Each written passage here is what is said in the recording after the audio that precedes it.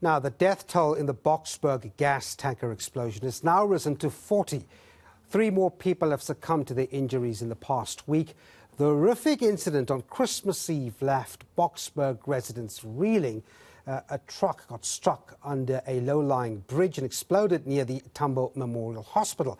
Gauteng Premier Panyaza Lesufi has confirmed that all victims have been accounted for. Our reporter Heidi Giokos is following the story for us. Heidi, thanks very much indeed for talking to us. I mean, a lot coming out of that press conference. We heard an update into the condition and the death toll. We've heard about investigations as well as what's been happening with efforts to repair the Tambo Memorial Hospital. But I want to start with what you know so far regarding the death toll, number one, the amount of people that are still in hospital and those that were discharged. Just wrap up that for us very quickly.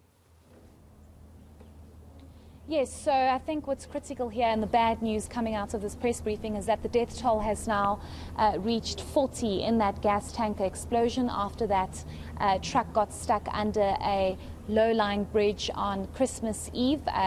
And what's also important is the fact that we were told by the Premier of Gauteng, Panyaza Lesufi, that all those that were unaccounted for have now been accounted for. We had been told about 2 weeks ago that 2 people still remain missing, and it seems as though those people have been accounted for.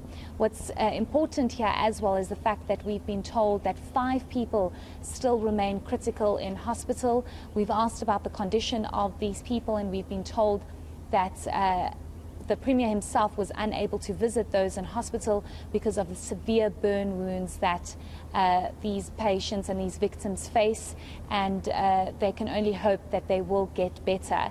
I think, of course, it was expected because of the severity of the gas tanker explosion and the extent that that tanker exploded. There were many that were still very critical in hospital. 12 out of the 40 were healthcare workers, and we do know that the rest were either in the vicinity, in nearby houses, and they unfortunately, tragically lost their lives. But I want us to listen to the Premier of the province about further details when it comes to the death toll and those that were impacted by that tanker explosion. It leaves me numb that since that last update we gave you, which was on Wednesday, the 4th of January 2022, we have since lost 3 additional lives. This brings the number of the deceased from this terrible incident to 40, a number that saddens us as we continue to work with the police to collate this information. Through the records of the police, we can now account for every person that has passed on. We can also account for those that have been hospitalized. We can also further account on those that have been buried or in the process of being buried by their families. There are no words to adequately convey words of condolences to the affected families that are now having to deal with 2023 on matters that they didn't foresee. It will take time for the wounds to heal.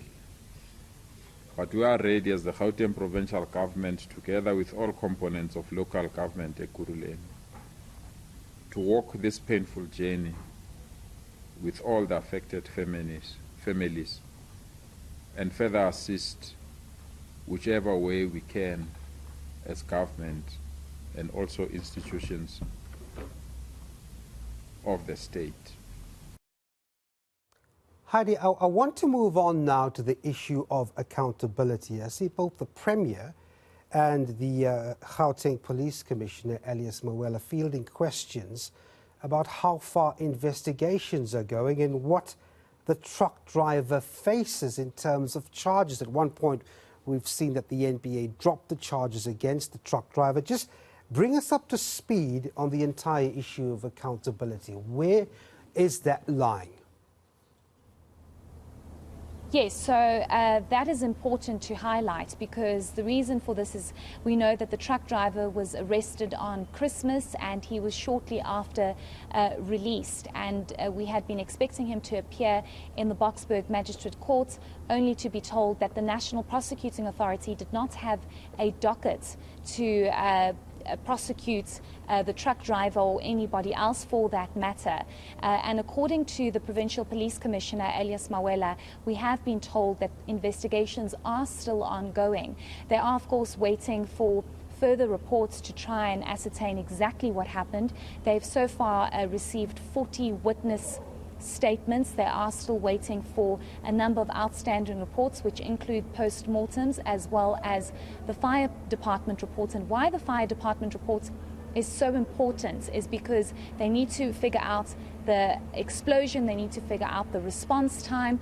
We have been told by the company that the truck driver works for that he had about 30 minutes before that tanker exploded. He had tried to alert everybody. He called the fire department, according to his version of events, and the tanker exploded about 30 minutes after it got stuck under the bridge. So all of that is going to be crucial for the police to investigate, and any kind of evidence that the National Prosecuting Authority will be able to use in its investigation and in its prosecution. The charges that the driver faces at this stage remain negligence and reckless driving, malicious damage to property, as well as culpable homicide.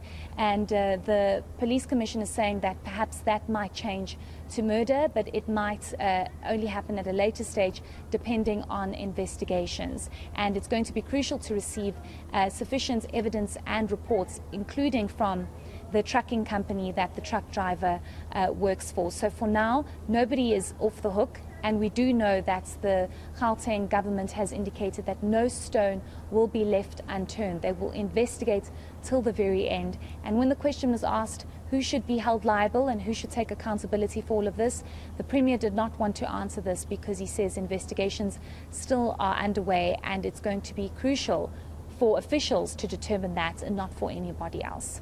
And as I let you go, Heidi Giokos, dare we forget that there are traumatized families that we are dealing with here, dozens of them. Just very quickly, what did the Premier Panyaza Lesufi say about support given to those still in shock? Yes, so the support remains there. The Premier has indicated that the government in the province will continue providing the necessary support. But let us not also forget that 12 healthcare workers also tragically lost their lives. You have healthcare workers from the Tambo Memorial Hospital that are also still trying to deal and process with all of this, especially because they are dealing with the after effects, and that hospital still is not fully functional. But the Premier says the support remains. He also says that the company has reached out to say they will be able to provide whatever support they can for families dealing with this, but they have held back on that until investigations are concluded. They've asked for the company, however, to repair and refurbish the homes that were damaged during that explosion. So the Premier says the support remains. They're trying their very best to be there for the families. Of course, it cannot replace any life, but also crucial, there are families that want to bury their loved ones outside of the South African borders, and they are trying to facilitate that process.